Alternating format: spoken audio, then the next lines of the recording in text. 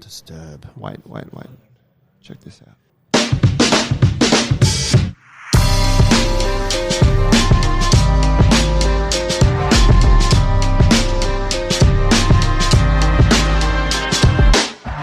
Yeah.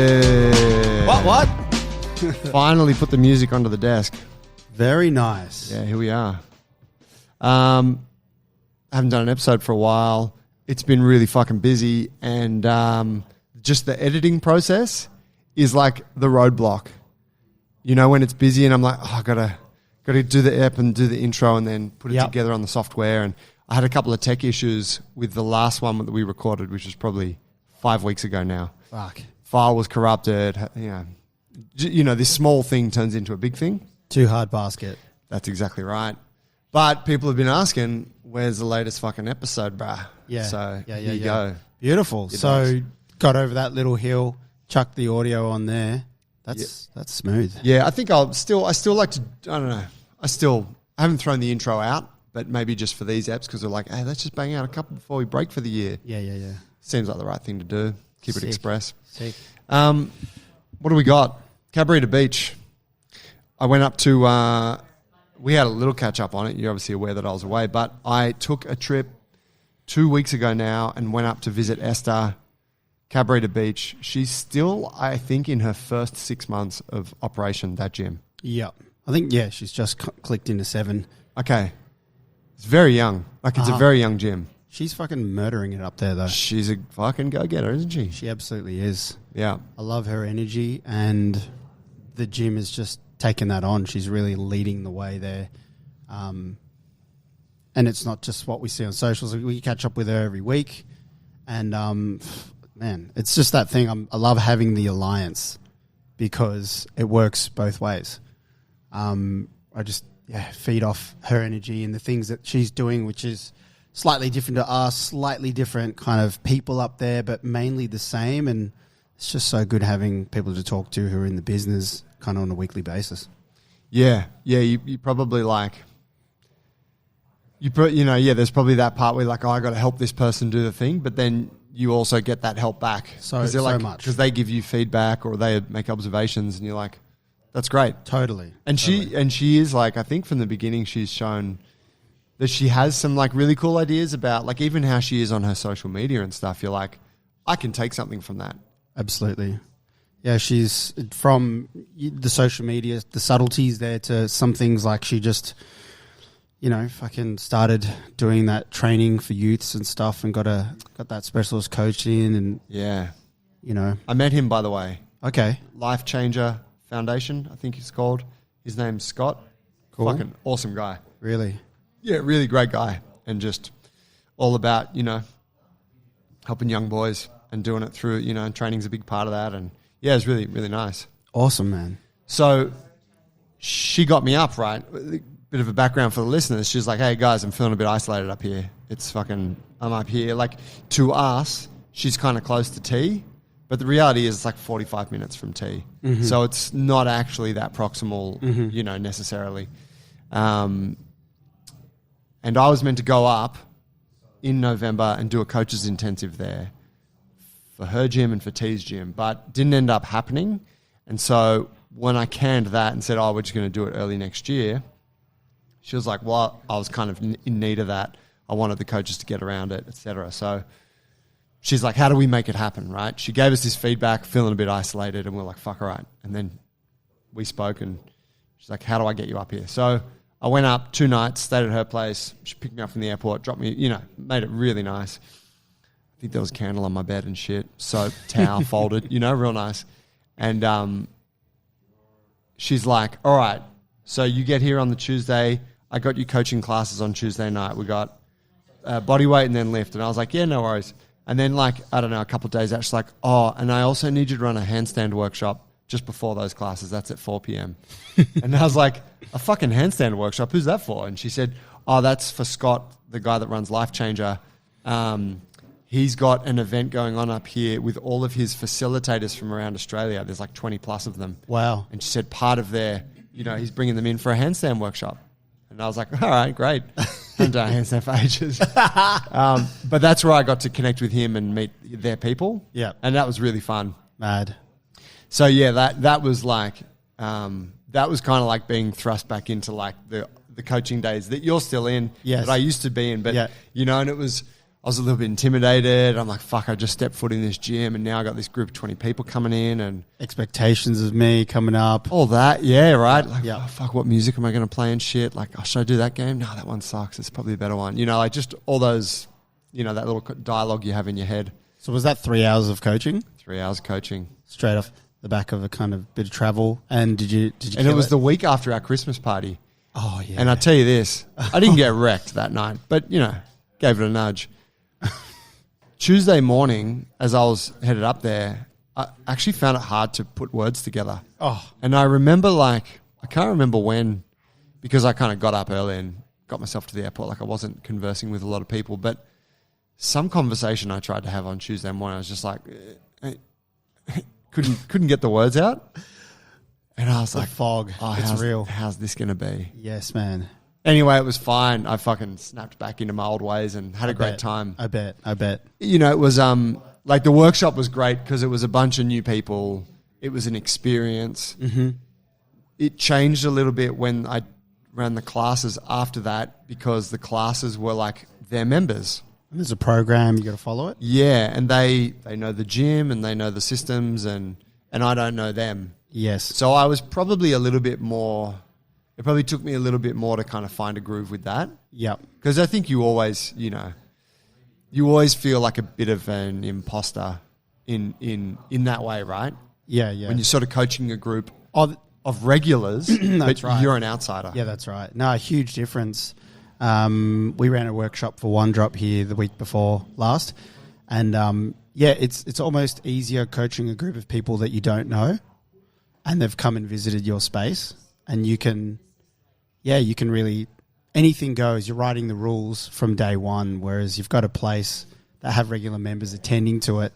They have a rhythm and an expectation of how things run, and then you come in, you know, and you're coaching a program that maybe they've been doing for a few weeks. Yeah. And now you're telling them something different. Like, oh, we haven't been doing it like that. Yeah. Yeah. Fuck, I remember when I started coaching in this gym for the first time, and obviously it was my gym, but I was the visitor. You know what I mean? Like how T would do it. Yeah. Kind of vibe. Exactly. And just fucking, you just got to get through that. But so when you were going up there, you went there for not just class coaching, but it was for coaches development? Yeah, so we planned that I would run an intensive, but because we didn't have a lot of time. How many days were you there? I was there like 2 half days and 1 full day. So like 2 nights. Yep. Travelled up Tuesday morning. Mad. Hung out with Esther, did the coaching thing on Tuesday night. Yep.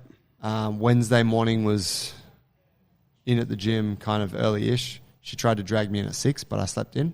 Nice. Oh, no, she did. She dragged me in at 6:30. And then hung out. Attended that morning class, which was cool. And then so we decided it would be a mini coaches intensive. So it was 4 hours on that Wednesday and Thursday. And then Thursday afternoon, I'd go home. 4 and 4. Yeah, so kind of cut the course in half. Mm-hmm. Took out all the sales marketing stuff, just focused on the coaching aspects. Wicked. How many in the group? There were 3 on day 1. Yep. So there's Alex, who's kind of like a second in charge sort of guy. And he came from, I think he started at Ballina originally. Mm-hmm. Lovely guy, like really lovely guy. Also does a bit of chippy work. Mm-hmm. And then... I feel terrible for forgetting her name now. Caro, who's the Muay Thai coach. Okay, and she's this tall Canadian woman who coaches Muay Thai there. She doesn't get involved in that much else. Like I think she's in there once a week, but she's a weapon. Yep, she's got that mad Muay Thai, like kind of classic Muay Thai, like big broad shoulders, shredded, long legs, shredded, but like really a julienne salad, Bro, I watched that monologue again the other day of him when he's talking with the black guy. Yeah. And the black guy's like, "What is this Crocodile Dundee shit?" And he doesn't break character. It's so good. Oh man. God, forever. But yeah, so and she's a legend. Like it was really cool. So they were all ears. So it was Caro, Esther, and Alex. They won, and then on day 2, Damo and Chloe joined. Wicked. Yeah, it was really nice. Wicked. And so yeah, it was mad. That was the centerpiece of why I was there. Yes. Yep. And then on Wednesday night, and so Tuesday morning we got together with Scott, who's the Life Changer guy, just to connect with him. We had a nice breakfast together. And then on Wednesday night, it was a fucking packed schedule. It was dinner at a nearby town with Luke, Esther's husband, Tiora, and Jackson. Wow. And because Jackson Lennon, who's a movement guy, he lives up that way. He lives in the same town as they do, Pottsville, which is a few towns from Cabarita Beach. Mm-hmm. And he's been coaching at their gym Monday nights. Right. He owns his own gym in Brisbane, but he's been coaching for them, because he's into it. He wants the place to stick around and whatever. It's nearer to him. Yeah. And so I've spoken with him a few times, but we've never met. And so it was really nice just to hang out and have some drinks, get to know each other. That's wicked. Yeah. So, Esther orchestrated this whole... She's like, all right, cool. It's a packed schedule. Fucking Thursday morning, I got a surf in, bro. Wow. The beach is just out the back of the gym. Well, I visited there. Oh, you did too, of course. Yeah, but not when it was open. It was in construction. Right. So I guess that was probably Easter. Yep. But yeah, so good. Gym opens to this car park, which I look at the car park and go, oh, extra gym space or whatever. And then just the beach there is fucking ideal. Oh, it's such a privilege. And she has like a mini Mal, a foamy that she rides that lives in the gym. And so I was like, Luke, can I borrow a Rashi? And I'm like, can I take that out? And I fucking got out there and it was like pretty small and like chill. And I caught 2 waves. Like I was out for about 40 minutes, got 2 rides. Yes. I was so stoked. Bondi Joe. Yeah, the return. Wow. That's cool. That's a good trip. It was great, man. It was great. And so that's why I was there, right? To run the coaching piece and everything else was kind of bonus off that. I've got to ask, before asking about how the coaching thing went, going into that space and having so much to do with the construction of it, the build of it, the onboard into, day one opening and all of that with the J, like that was your first time there. You didn't see it in construction. No, that was it. That was day one. That was it. How was that? Like when you were going in there, what were you thinking? You'd seen a lot of media and chatted to her for countless hours, but what were you thinking going in there? Were you like, fuck, what's this going to be like? Did you have any concerns going up there? I feel like I should have had some concerns naturally, but I actually didn't really. There was nothing, I don't know, maybe just confidence in her. Maybe it was, seeing everything as it was playing out on social media and chatting with her in the meetings and whatever. But I didn't really have any concerns. And to be honest, when I stepped into the space, I was like, yeah, this is exactly as I thought it was. Like I knew it was going to be like this. You know what I mean? Yeah, yeah. And it's a funny thing to reflect on because I don't know. I feel like maybe there should have been some concerns, right? Because she's taken our brand and run with it in this, it's not like Pedro doing it where we can check in and go to the place and tell him, hey man, that's not quite right. And we wouldn't do it like that, etc. But it was fucking cool and the energy was sick. And yeah, I was like I noticed things within the coaching that I was like, I was able to provide feedback. Yep. But it wasn't anything that was like, you know what I mean? Like major ball drops or whatever. Yeah. So even when we walked in, I was kind of expecting that she would, that I would be like, oh, wow, this is so cool. But I was like, yep, cool. Yeah, sure. Exactly what I thought it was going to be. I suppose you see so much like pictures, video footage of like the space itself. I mean, I remember in our group and stuff looking at the fit out and, there was a lot of back and forth on the floor space and store bars and standing rigs or, against a load-bearing wall, all that sort of stuff. So you kind of got that knowledge going in. Plus, it's like Esther went through a pretty rigorous type of vetting process, for lack of a better term, where she came through all the right channels. I can't remember how, was it through Luke? It started with Luke, Jiu-Jitsu, and she came in, they did the intensive. she'd been down here several times and spent lots of time with her. So we definitely knew who she was, and we knew that we were aligned. Yeah. So I guess there wasn't any concerns.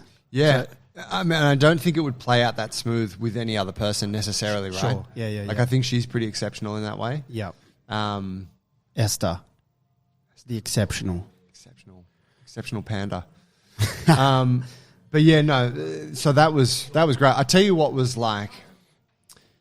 What kind of struck me like what as a revelation, and this is interesting because you had expressed a similar thing after going to Pedro's Jungle Five Docs Christmas party,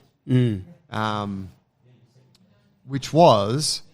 You know, I've run this class and then I'm there the next day and there's members coming out of class and some of them I met the night before and, you know, and it was like, hey, good to see you, how's it going kind of thing. And people were like, thank you for creating this. And I'm like, oh, you're welcome, man. Like, you know, no worries. Kind of feeling like, oh, Esther kind of did the shit. Like, I'm just rolling up here and I got a bit of status because, you know. Yeah. I gave her the brand or whatever, but you know, I'm the representative. But yeah, people genuinely being appreciative that we had started this thing and that it now existed there, and that's obviously a conversation we have with members here all the time. And you're like, yeah, absolutely, because we did, we facilitated on a daily basis and all that. But yeah, so to hear that from people that I don't even know was quite profound, and probably brings me back to realizing like, yeah, this thing is actually quite exceptional. There's not a lot of gyms that have this energy and do it in this way and have the quality and, you know, the good vibes. Like it's like that is really something that we do very well. And that's beautiful, right? That someone else can come and kind of learn that and then take it and share it. The other thing was that, and you know, the people up there have a different vibe, right? Like all Northern Rivers cats, and probably like majority women in the gym, which actually is not far off what our gym is. Like statistically, as all, you know, it's maybe felt like maybe a 70-30 split there, which who knows? It's just the classes I was at. Yeah, but they're the same people. They're the same. They got this. I don't know this for sure, but I would imagine they share the same values as our people here. And it's the same thing I experienced at T's gym when I went up to Ballina, whatever, to help with the cleanup fucking last year or earlier this year. It's like, oh, that, you know, hey, this is so-and-so member, he's the plumber, and you know, this one here, she, you know, freelancer in the film industry. And you're like, man, you are the same characters. Man, when I say the same values, like you can tell they like the kind of same things. They appreciate hard work. They look after themselves. They value feeling good and being healthy, and they like to help out. And you're like, holy shit! Like these people are. It's not like a demographic like, oh, they're like 25 to 35-year-old, you know, fitness enthusiasts. No, it's like people who have this value system. Yes, regardless of age or the demographic doesn't play into it. It's more of like the core values, psychographic kind of thing. Yeah, psychographic. You know, which was really fascinating, beautiful. Well, like no douchebags. No, that's so fucking interesting to think about. And yeah, like I guess when I was just thinking about where we've positioned ourselves, and you know, when we were putting the brand together, and sometimes I think we came to look at and analyze, trying to find our what is that, like unique proposition in our brand and stuff like that. And at some stage we recognized the counterculture aspect of us. So we were counterculture in that we were like, we came from a place and we were a bit like, fuck that, we can do better than that type of thing. So I guess I think with the psychographic thing, they're also like people who are wanting, you know, more or whatever that might be. Or there was a void, and all the people are the same people who had a void that we're being able to fill with what we've built.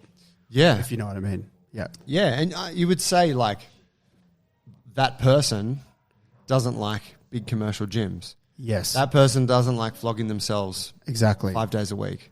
You know, that person likes to have like a high level of service. They like to be coached. They like to learn you know, a bit more about the process of it and Yeah. trying to learn a bit about their body and how it kind of impacts their lives and those around them. Yeah. They want to have, you know, they know that like looking after themselves means that they do a better job of everything else in life. Yeah, exactly. Being around good people matters. Like, Yeah. yeah, it's a real, and that, you know, I think that was quite liberating for me when trying to define the audience in a marketing context for these other gyms. It's not like that it's not a demographic.